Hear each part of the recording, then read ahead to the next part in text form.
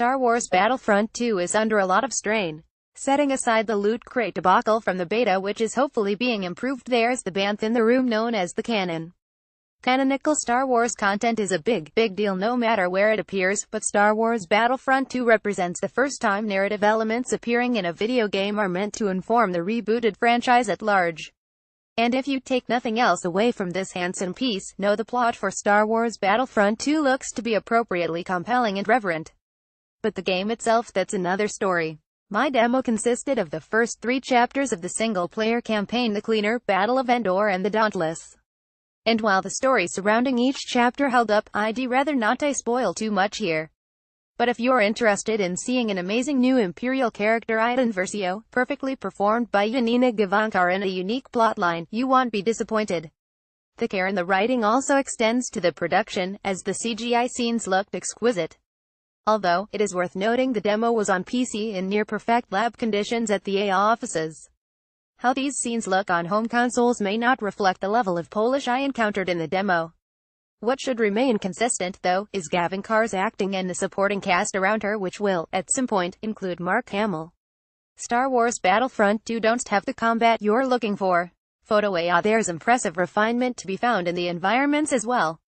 Particularly impressive is the level layout in the Cleaner, which sees you stealthing around a rebel ship until all hell breaks loose and you have to blast your way out. The tight corners and sloped corridors make for some intense combat settings. In the Dauntless, the space wreckage drifting amidst your fever-pitch dogfighting adds an element of unpredictability. A successful attack can instantly shift to a total disaster if you're not watching your blind spots. On Endor, the forest itself becomes as much a part of the battle as the rebels you're fighting against, especially when tall trees crash into your line of sight and block what was once a great flanking position. Unfortunately, the combat itself leaves a lot to be desired. Despite EA's best intentions, the campaign often feels like tedious spot blasting, even on the highest difficulty setting.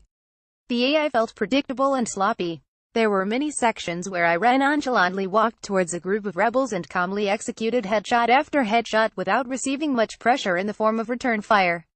Rebel officers are considered high-priority targets, but I couldn't detect much difference on the battlefield when they were present, even though they offer buffs to other enemies. Only one assault portion during the Endor chapter offered me any real challenge. My abilities and loadouts felt similarly useless. There are some gains to be had in switching out the weapons at the various equipment stations on each level, but my special abilities went largely untapped.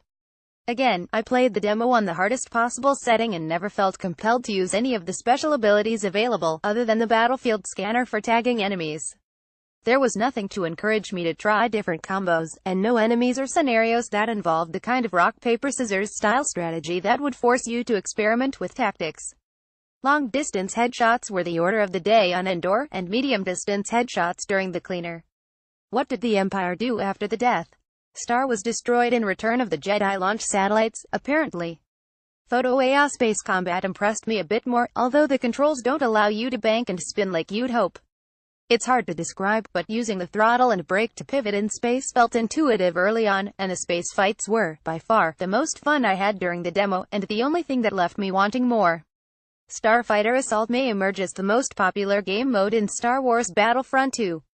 And since it only took about 90 minutes to get through the first 3 chapters on the hardest difficulty setting, I'm not setting high expectations for the story mode to sustain me longer than a weekend afternoon or two. Ultimately, the single-player campaign for Star Wars Battlefront II feels like a half-baked concept. The story is there, the graphics are there, but the combat doesn't provide any meaningful challenge. There is no sense of risk in the gameplay, which ultimately undermines the immersion the narrative creates. I understand the campaign is part of a larger whole, and the real focus will be ongoing multiplayer matches and support.